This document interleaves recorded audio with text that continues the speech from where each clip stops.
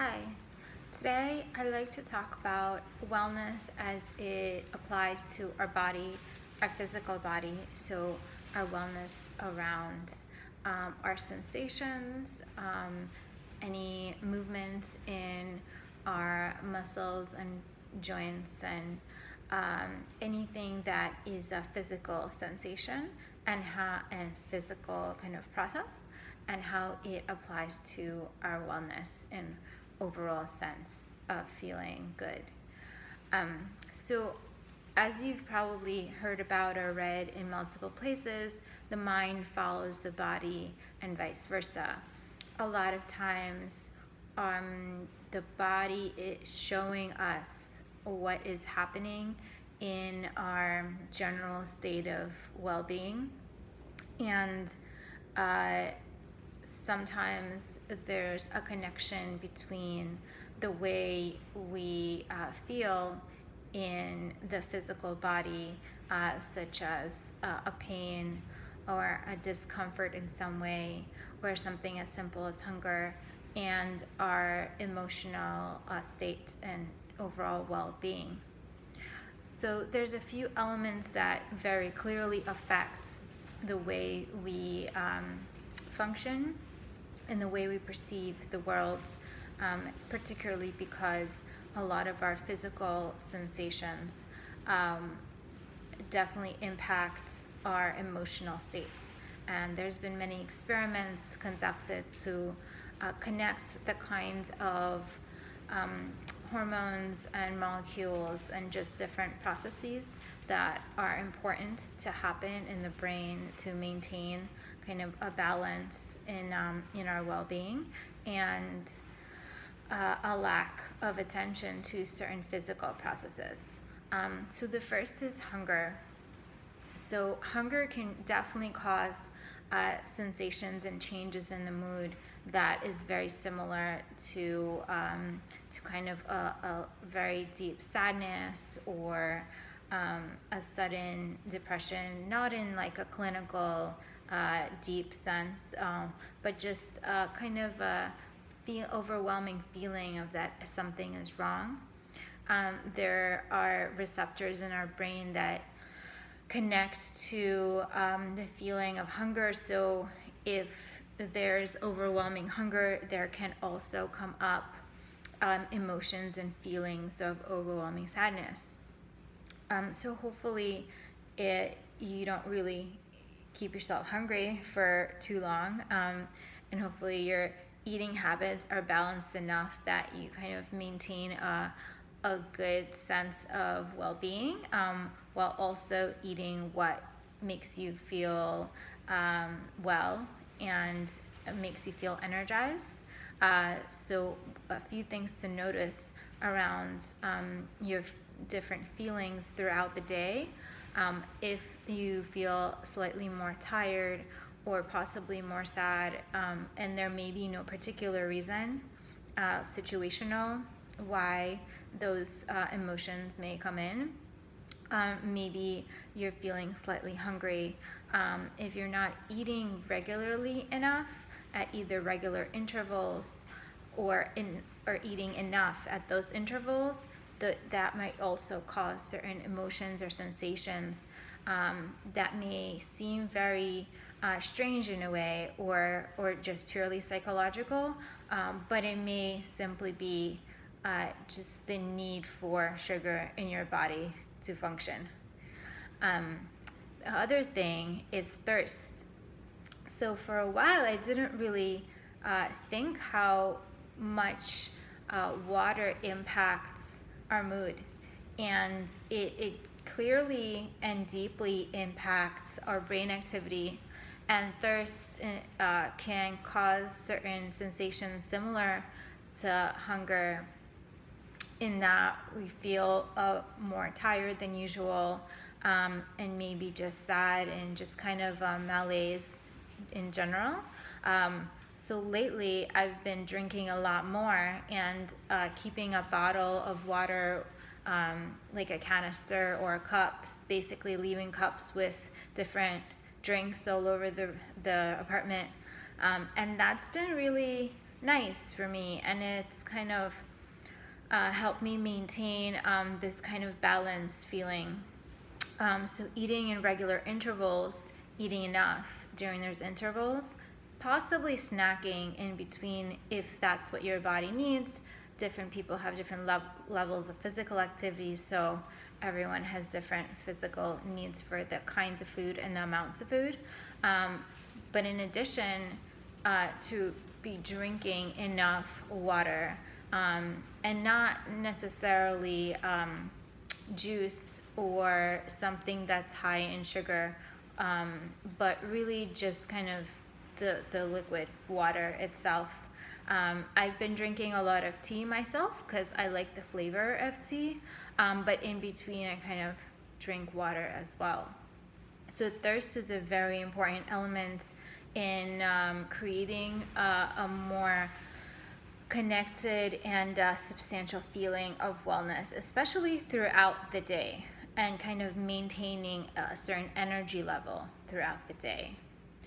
The other thing that is very important in our everyday wellness that can be considered on many different levels, not just physical, but is our breath.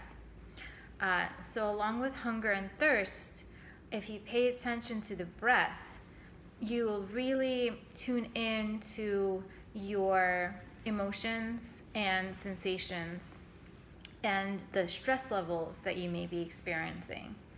The breath is one of the very first indicators of any change in our mood, any experience of tension in the body in any way.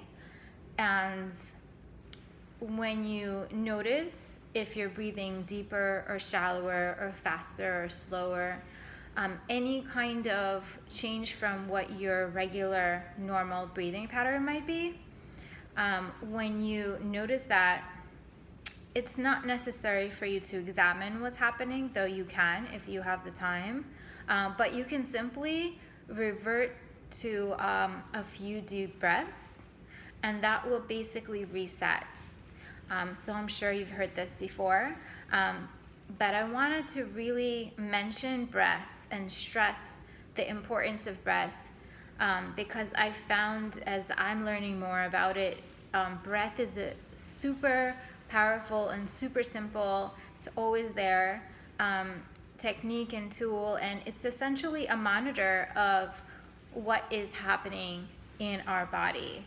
That is, of course, connected to other sensations, emotional and otherwise, but you can essentially work with a lot of the other kinds of sensations that are not purely physically based through breath. And a few deep breaths, 5 counts in and 5 counts out, maybe 5 times, that will really create a reset, and then you can kind of examine what's happening or go about whatever you need to do or make that decision.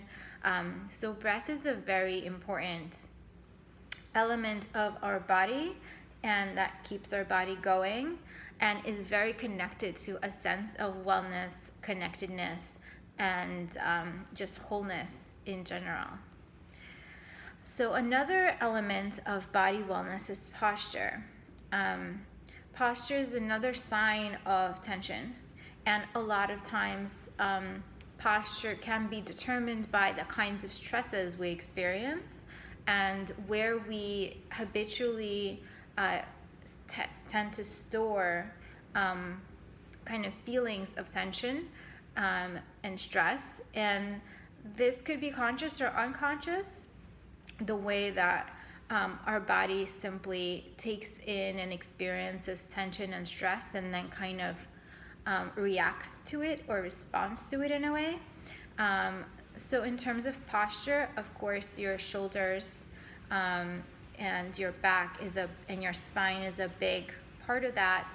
And oftentimes you can determine or examine like how you're feeling, or what kind of habits you might have in terms of interacting with people, in terms of your posture. So if you're leaning in a lot, maybe that's too much, maybe you're giving too much or you're closing off, one of those.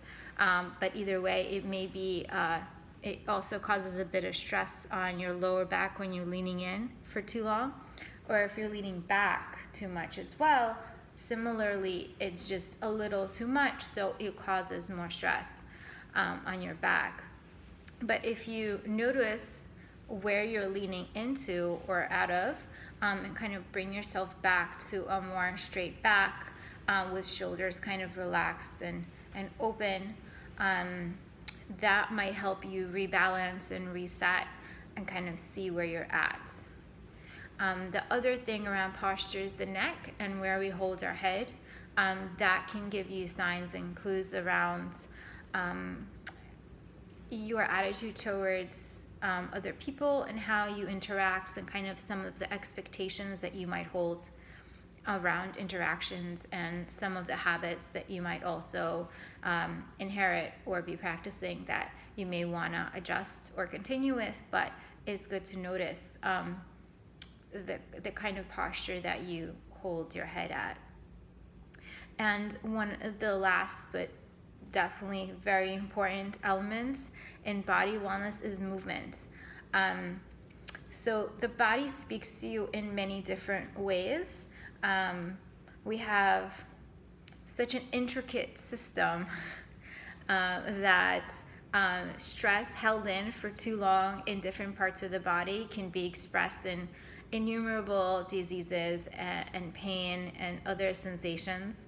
So exercises or movements that help you expand or stretch or really just experience a new kind of movement or sensation in the body really helps to shift and change whatever is happening. And if there is a certain habit, like if you're constantly leaning in a lot or curving your shoulders in, exercises that show you a different kind of sensation when you hold your shoulders back or you roll back, or maybe you pick your hands up and down during the day, in the middle of the day, just kind of give you a break from the habitual way that we hold our body. So movement is a very, very powerful tool, and combined with breath and just a focus on our just general physical state and just keeping it in a way that is feels good for you. Altogether, it can really give you really important clues to how feelings come in and how you can work with them. And if some sensations or feelings are really connected to lack of some physical needs, then those may be a little easier to take care of than certain more complicated emotional needs. So I hope this was helpful, and that you were able to either remind yourself or learn something new about taking care of the body. And let me know if you'd like to talk about other things. Bye.